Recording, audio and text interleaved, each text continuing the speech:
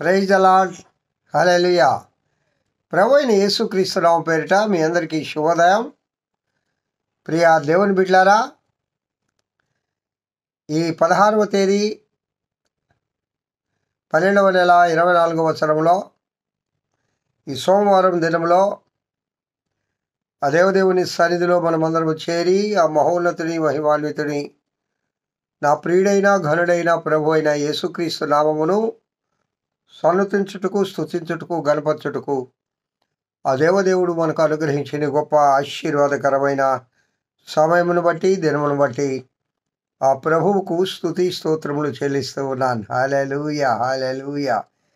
ప్రియా దేవుని బిడ్డలారా, క్రీస్తు జనన విధానం ఎట్లనగా మత్తయి సువార్త 1వ అధ్యాయం 18వ వచనములో మత్తయి గారు క్రీస్తు జనన విధానము గురించి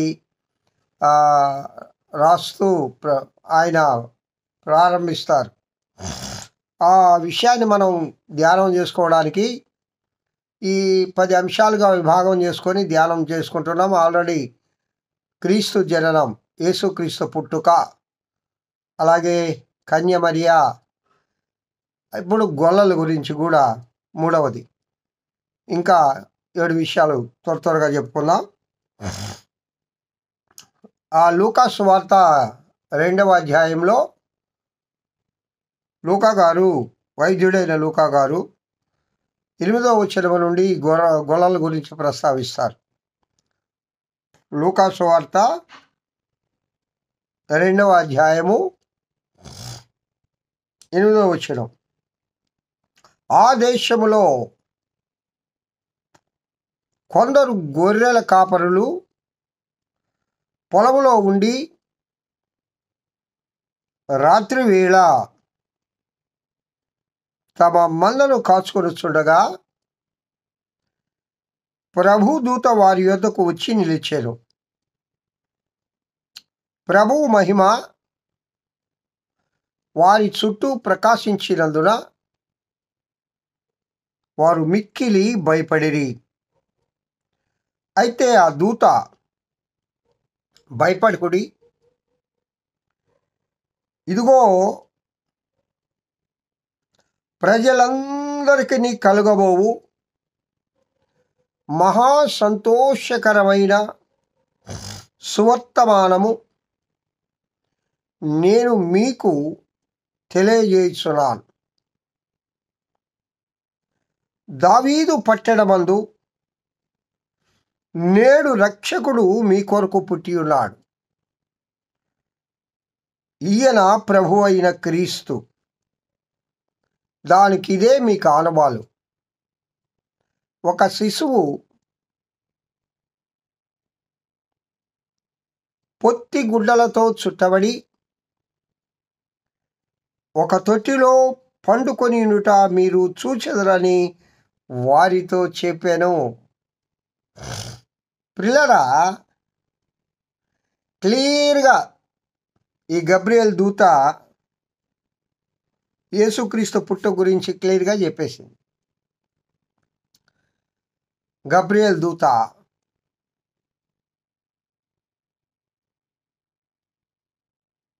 ఇక్కడ మనము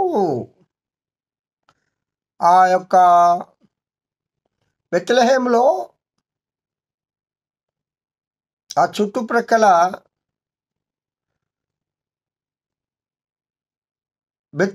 బెత్లెహేములో మంద కాపరులు ఎక్కువ, గొర్రెల కాపరులు ఎక్కువ.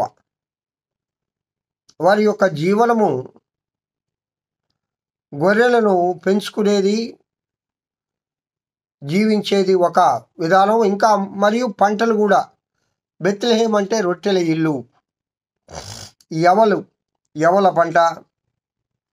అది రూతు గ్రంథంలో మనకు బోయజ్ గారు వారి పొలాల్ని అదంతా మనకు క్లియర్గా తెలుస్తుంది. అంటే బెత్లెహేము మంచి వ్యావసాయిక దేశము. ఈ యొక్క గొర్రె మేతకు కూడా తగినంత బీడు పొలములు ఉండే ఆ యొక్క పురం. అది యెరూషలేముకు దగ్గరగా ఉన్న పురం. నజరేతు నుండి 8 మైళ్ళ దూరంలో ఉంది. ఈ బెత్లెహేము దగ్గర బెత్లెహేంలో ఉన్నవారు గొర్రెల కాపరులు ఎక్కువ మంది ఉండారు. అయితే ఇక్కడ సహజంగా గొర్రెల కాపరులు మందలను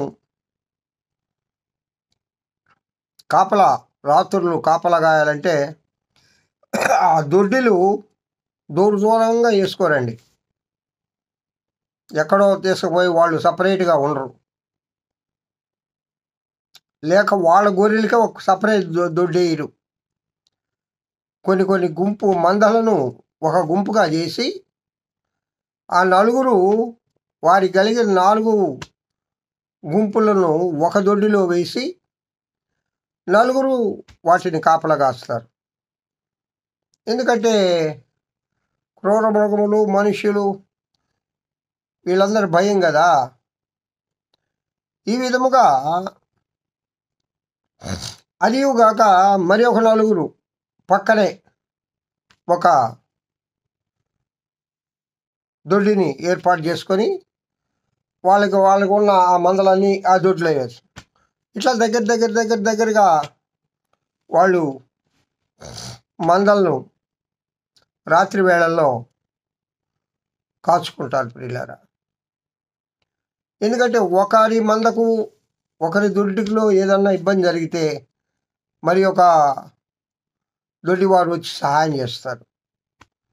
ఒకరికొకరు సహాయం చేసుకోవడానికి ధైర్యంగా ఉంటుంది. ఆ విధంగా వాళ్ళు అక్కడ ఉండారు. అయితే ఇక్కడ మనం గమనించవలసిన విషయం ఏంటంటే అనేక మంది మంద కాపర్లు ఉన్నారు కదా. ఈ కాపర్ల దగ్గరకే ఈ గొర్రెల కాపర్ల దగ్గరకే ప్రభువు గబ్రియేలు దూతను ఎందుకు పంపించాడు? ఏమండి, ఈ గొర్రెల కాపరుల దగ్గరకే గబ్రియేలు దూతను ప్రభువు ఎందుకు పంపించాడు? ఈ శుభవర్తమానం ఆ గొర్రెల కాపర్లకు చెప్పిన వీళ్ళు ఎవరు? అయ్యా, చాలామంది ఉన్నారు కదా, నీకు ఇష్టం చూడకు చెప్పబ్బా, ఒకరికి చెప్తే చాలు ఇంకా అందరికీ వాళ్ళు చెప్పుకుంటారు అని నేను చెప్పలే. ప్రత్యేకించి ఆయన కొన్ని గుర్తులు చెప్పాడు. పలాని వాళ్ళ దగ్గరికి మాత్రమే చెప్పేళ్ళు. చాలా మందులు ఉన్నాయి, చాలా గొర్రెల కాపర్లు ఉన్నారు, వాళ్ళు ఎవరికి వద్దు, ఫలాని వాళ్ళని మాత్రమే. పిల్లరా, ఇక్కడ మనం కొందరు గొర్రెల కాపరులు పొలంలో ఉండి, అంటే చాలామంది ఉన్నారు, చాలామంది పొలాల్లో గొర్రెలు తమ మందను కాచుకుంటూ ఉన్నారు. ప్రియ దేవుని బిడ్డలారా, దేవుని దూత ఆ మంద కాపరుల దగ్గరకే ఎందుకు వెళ్ళింది అదే దానికి వారిలో కొన్ని క్వాలిఫికేషన్స్ ఉన్నాయి.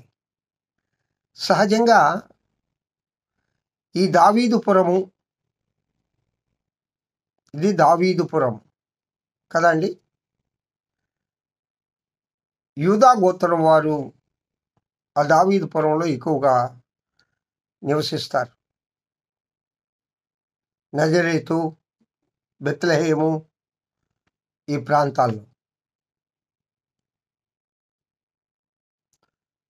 పిల్లరా,